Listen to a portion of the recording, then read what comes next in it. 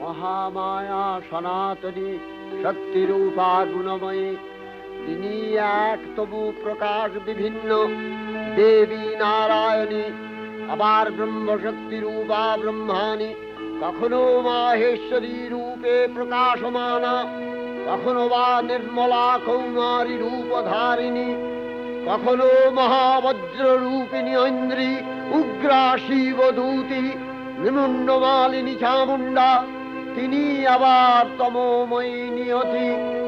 এই সর্বপ্রকাশমানা মহাশক্তি পরমা প্রকৃতির আবির্ভাব হবে সপ্তলোক তাই আনন্দমগ্ন। বাজলো তোমার